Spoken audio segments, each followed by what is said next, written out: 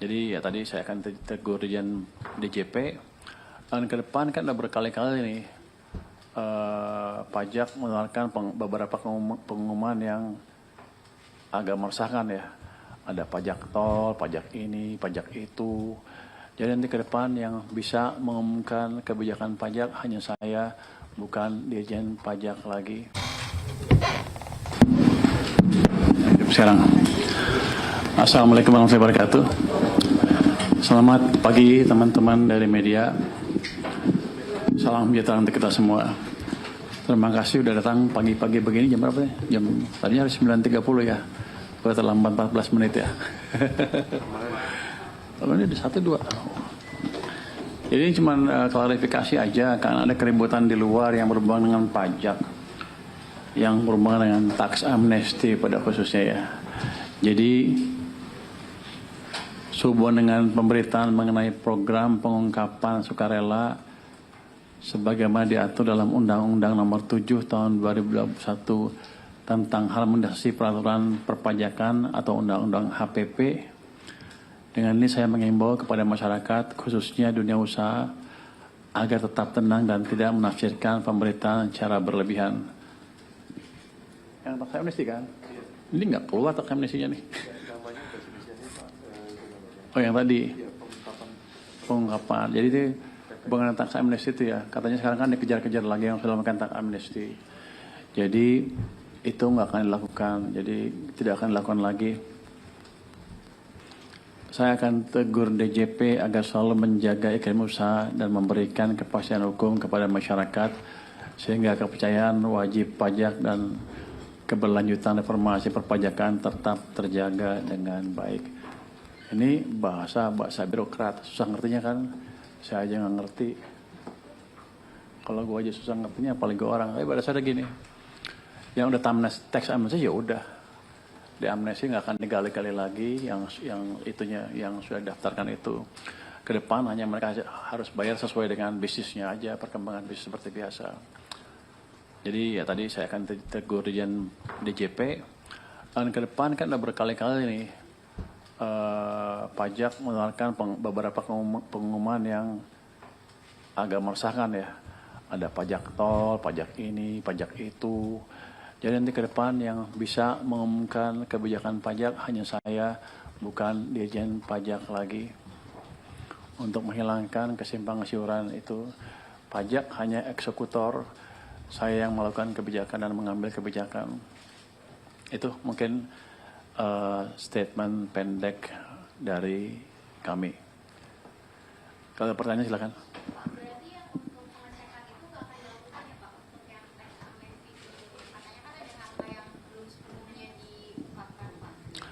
Yang paling yang dikejar adalah kan waktu itu ada komitmennya dipenuhi apa enggak itu ya Pak ya. Selain itu tidak akan dikejar lagi. Kan kalau itu kan seperti jebakan.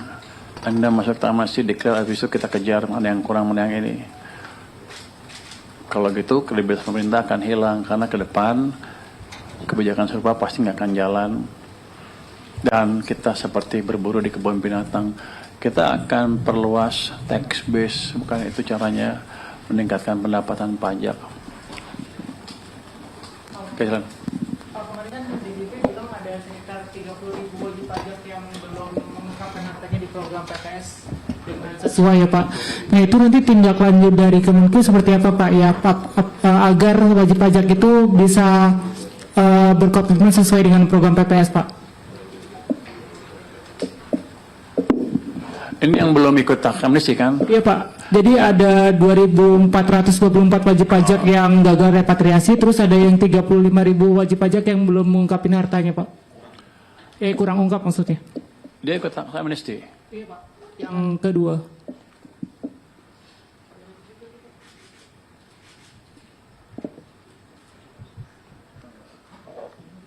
Nanti kita dalami lebih lanjut ya, saya nggak bisa jawab sekarang. Kalau untuk saya sih begitu tax amnesty sudah selesai. Yang saya dikejar adalah yang belum ikut, yang belum mengungkapkan dengan sesungguhnya. Itu yang akan kita kejar. Jadi kalau misalnya saya rugi, ada sebagian yang ikut tax amnesty, tapi mungkin ada kelewat beberapa aset, yaitu resiko pemerintah ketika melakukan tax amnesty itu. Harusnya pada waktu eksekusi diperiksa semuanya. Gitu. Jadi itu resiko yang harus ditangani pemerintah. Kita nggak akan kejar lagi. Yang kita kejar adalah yang belum ikut amnesty dan pendaftarannya, pelaporannya belum benar itu. Jadi kalau ada kebijakan itu nggak akan semuanya bisa sempurna. Kalau ada kesalahan jangan disalahin yang ikut. Harusnya pada waktu eksekusi itu kita berusaha dengan betul. Setelah selesai ya sudah. Kecuali ada komitmen atau janji-janji yang akan dipenuhin yang belum dijalankan, kita akan kejar itunya. Tapi nggak akan diubek-ubek seperti yang dilakukan banyak orang itu. Jadi kita tidak akan berburu di kebun binatang. Pak, ini kan beberapa kali Bapak mengklarifikasi soal pajak ya Pak. Terus Iya, makanya saya capek. terus Bapak bilang emang pajak itu kan kalau mau diberlakukan ketika ekonomi tumbuh mendekati 6% ya Pak. Sekarang kan udah 561 nih. Mau mastiin aja emang tahun ini kayak gitu akan ketika nanti mendekati 6% apakah Bapak akan memberlakukan pajak? Di samping itu Bapak juga pernah bilang Bapak tuh pengennya pajak 30% per tahun gitu tumbuhnya. Pertumbuhannya ya. Ya. Oh, kalau yang pertumbuhan ekonomi 5,61 kan belum 6 dan belum stabil di 6%. Saya kalau 2 triwulan berturut-turut di atas 6%, kita akan pertimbangan pajak-pajak yang lain. Tapi untuk pajak-pajak misalnya online, approach-nya adalah untuk membuat yang offline bisa lebih bersaing. Karena saya pernah bilang kan, kalau waktu ke pasar-pasar mereka bilang, Pak yang online dipajakin seperti kami, supaya kami bisa bersaing dengan lebih kompetitif. Mereka ingin level playing field apa? Kesetaraan dalam persaingan dagang, itu aja. Itu saya pikir komplain yang masuk akal, hanya itu aja. Tapi berarti pajak itu tetap bisa diberlakukan Juni kan Bapak bilang pertengahan tahun. Pertengahan tahun kan Juni, datanya keluar bulan Agustus tanggal 10 untuk PDB triwulan kedua, kira-kira gitu kan. Ya di situ baru kita tahu kalau Juni saya terapkan data saya data apa. Ini dari Bloomberg Technos ya. Ini nanya terus dia. Makanya dihitung kalau itu kan dipublishnya 1 bulan plus 10 hari setelah habis berakhir bulannya kan, triwulannya kan. Jadi kalau Juni, Juli ya. Juli, Agustus tanggal 10 kan kira-kira tanggal 5 kalau nggak tanggal 5 sampai 10 itu baru kita lihat, itu bukan langsung jeder kan, kita lihat tuh, kita analisa seperti apa kondisinya. Saya kalau stabil 6% mendekati itu baru kita jalankan. Triwulan kedua Anda percaya mendekati 6%? Bapak juga pede kan? Saya pede ya. Kita dorong ke arah sana, tapi saya rasa belum 6% mendekati sana lah. Tapi saya tunggu sampai agak stabil sedikit lah. Pak, kebetulan soal pertumbuhan Pak, ini kan 5,6 ini suatu capaian impresif. Tapi ada yang mengatakan juga bahwa capaian 5,61 di triwulan pertama ini serupa dengan inflasi itu karena low base effect tahun lalu, Q1 tumbuh 487. Apa itu benar Pak? Gimana? Serupa dengan inflasi. Iya, jadi sama-sama karena low base effect di itu maka hitungannya tampak lebih tinggi pertumbuhan kita. Apakah seperti itu atau bagaimana Pak?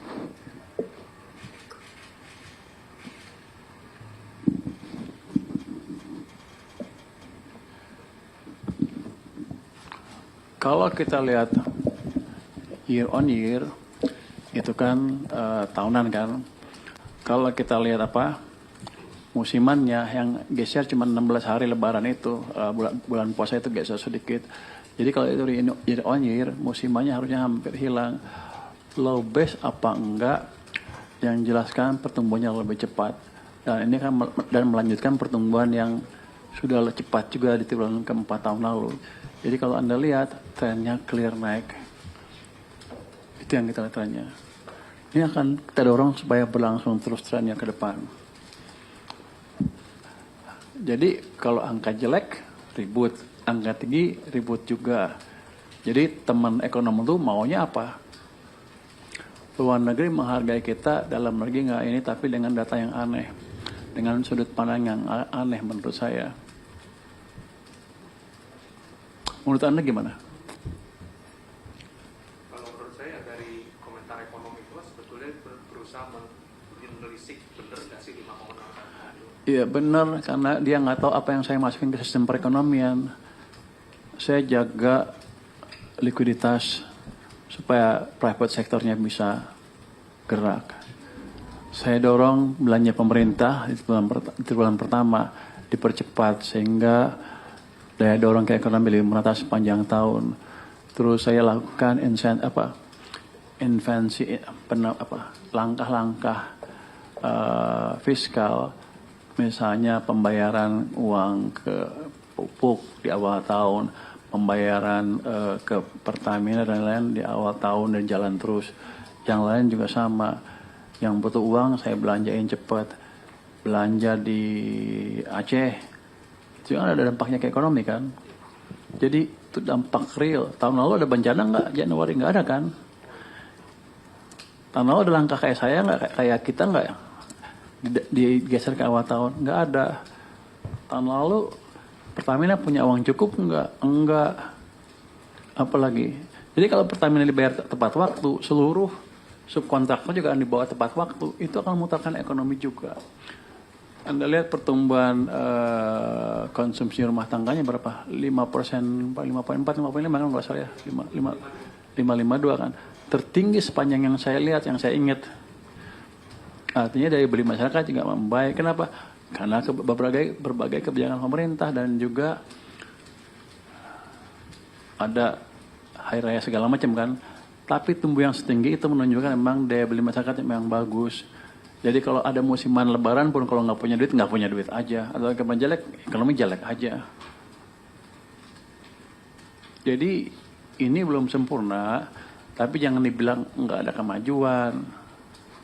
Dia aja kali nggak kerja, jadi dianggapnya krisis, resesi. Jadi kalau ekonom ini banyak ekonom menganggap resesi adalah kalau tetangganya nggak dapat kerjaan, kan.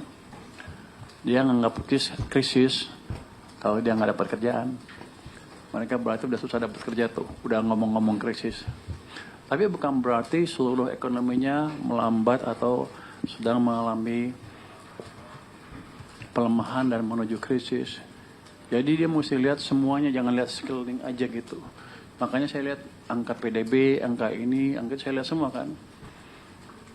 Bukan menurut saya seperti apa, bukan. Kita lihat data di lapangan dan bandingkan dengan data-data besar seperti apa. Ada yang bilang juga, itu kan makroekonomi di bawah kan jelek. Saya ingatkan lagi di sini bahwa makro itu adalah penjumlahan dari mikro, harusnya jadi ke atas. Kalau makronya bagus, mikronya jelek, hampir nggak mungkin. Mungkin ada yang nggak kebagian kue pertumbuhan, iya belum merata ya. Tapi kalau dibilang pertumbuhan hanya di level makro aja, di mikronya berantakan, pasti salah. Karena makro itu penjumlahan dari mikro pada akhirnya. Kita makin. Pak, izin saya Grace dari Bloomberg, saya mau kembali ke topik utama soal program pengungkapan sukarela. Tadi Bapak katakan bahwa Kemenq tidak akan melakukan tindak lanjut terhadap aset yang belum diungkap karena itu sudah berlalu, tapi akan melakukan tindak lanjut terhadap komitmen-komitmen. Memangnya komitmen-komitmennya itu apa saja ya Pak yang menurut asesmen Kemenq belum dipenuhi oleh para peserta PPS? Apa saja bentuk komitmennya dan apakah tindak lanjut terhadap komitmen-komitmen tersebut dapat menambah hasil repatriasi dari program PPS atau seperti apa? Jadi objektifnya apa sih Pak sebetulnya tujuannya? Waktu saya di Dirjen Pajak hanya gitu, tanya di Dirjen Pajak gitu, nggak ada ini cuman komitmen yang dijanjikan yang kita kejar gitu ya. Tapi kalau menurut saya sih sudah clear kalau sudah ikut tax amnesty ya sudah. Kecuali misalnya dia janji tax amnesty nanti bulan depan saya bayar 100 miliar misalnya. Itu belum bayar, ya itu dikejar. Yang lain mestinya enggak. Ya, clear ya. Jadi kalau enggak ada gunanya tax amnesty. Tax amnesty itu berbahaya bagi Kementerian Keuangan loh sama orang-orang pajak. Kenapa? Nanti ada pemeriksaan betul enggak ininya itu, betulnya intinya itu. Sehingga orang-orang kami diperiksa terus oleh kejaksaan kan sampai sekarang. Ada yang diperiksa gara-gara tax amnesty sebelumnya kan. Jadi ke depan mungkin kita nggak akan melakukan tax amnesty lagi. Jadi teman-teman bisnis bayar pajak yang betul. Kita nggak akan ada amnesti lagi. Terkait tax amnesty jilid 2 ini kan kalau kita lihat regulasinya kan memang DJP punya hak untuk mengklarifikasi, memeriksa dan sebagainya. Kalau dalam artian ada yang kurang bayar ataupun yang kurang direpatriasi gitu Pak. Nah ini kalau stance Bapak demikian, apakah kewenangannya mau dikurangin atau Bapak mau awasin penggunaan kewenangan itu Pak? Karena Saya akan minta dia lapor ke saya seperti apa ininya, dan kalau nggak penting-penting amat nggak usah dikejar-kejar, kecuali yang ada janji seperti saya bilang tadi, mau bayar sekian belum dibayar, yaitu dikejar. Tapi periksa-periksa lagi nggak usah, karena sudah selesai ketika mereka melakukan itu dan kita menerimanya. Selesai. Berarti mungkin kegiatan pemeriksaannya lebih difokuskan ke yang nggak terkait PPS saja gitu Pak, yang mungkin kayak baja, CPO dan yang kemarin-kemarin Bapak cek gitu. Business as usual, kalau dia mau hasil bayar pajak ya bayar. Kalau bisa untung tahun nih ya bayar, tapi bukan ngejar yang zaman dulu yang belum diungkap. Karena mungkin juga waktunya nggak cukup, mungkin juga kelewat dan lain-lain. Jadi saya tidak mau menimbulkan ketidakpastian di kalangan pelaku usaha di Indonesia. Dan ke depan kalau ada langkah-langkah seperti itu lagi, saya yang mengumumkan, bukan Dirjen Pajak. Pak, tadi Bapak juga sempat cerita soal tax amnesty ini kan mungkin penyakit gitu Pak. Nah ini berarti ke depan untuk dalam jangka waktu 5 tahun ataupun sepanjang pemerintahan Bapak Presiden Prabowo, apakah mungkin tidak ada tax amnesty gitu Pak? Selama saya jadi Menteri Keuangan, saya tidak akan melakukan tax amnesty. Itu ya selama, kalau dia melakukan berarti gue dipecat. Tapi nggak apa. Kenapa? Menimbulkan kerentanan untuk pegawai pajak saya. Bisa disogok, bisa juga nggak disogok, tapi diperiksa terus. Sehingga saya ngelihat orang kasihan tuh orang-orang itu. Daripada gitu ya udah, jalankan aja prosedur pajak yang betul. Kalau mereka nanti punya uang di luar negeri, nggak cepat-cepat dimasukin, saya kasih waktu berapa lah? Sampai akhir tahun. Kalau masuk, ketahuan kita sikat. Jadi yang punya modal luar cepat-cepat masuk ke sini. Kalau nggak bisa masuk. Jadi kita bukan tentang aneh sih, kita kasih begitu, kasih waktu lah sampai 6 bulan ke depan. Setelah itu kalau masuk kita periksa betul. Jadi Anda punya uang di luar pun nggak akan bisa pakai bisnis di sini lagi. Mau nanya topik lain Pak, soal aturan DHI yang berlaku 1 Juni ini, kalau dari kajian Kemenku itu bisa nambah potensi cadangan devisa berapa besar ya Pak? Terus berapa besar dorongannya ke penguatan rupiah Pak? Saya nggak tahu hitungnya pasti, secara teoritis kan pasti hampir sama dengan trade surplus dari sektor migas, sektor SDA kan. Cuman saya lupa jumlahnya berapa, tapi saya pikir akan signifikan. Yang jelas gini, akan kita lihat sebulan setelah Juni itu ke depan dampaknya seperti apa, termasuk reaksi di pasar modal dan sektor keuangan seperti apa. Harusnya akan positif. Walaupun mungkin seminggu 2 minggu ada ketakutan, tapi ini saya pikir langkah yang positif untuk meningkatkan cadangan devisa dan memperkuat nilai tukar secara nggak langsung. Kalau kita kan kita lihat kan DHI udah berapa tahun tuh? Banyak, udah berapa tahun tuh? Ada 5 tahun udah DHI kan yang dulu. Sekarang berapa tahun? Dampaknya ke cadangan devisa hampir 0. Jadi kita perkuat supaya betul-betul ada berdampak. Atau kalau nggak berdampak sama sekali ya nggak usah. Tapi saya yakin dampaknya signifikan nanti. Kalau nggak berarti masih ada kebocoran keluar. Karena ini Tenggari adalah eksportir, masuk ke sini, ditukar rupiah, lempar ke bank kecilnya lempar ke luar negeri. Itu rupanya tidak termonitor. Sehingga cadangan devisanya nggak meningkat sama sekali.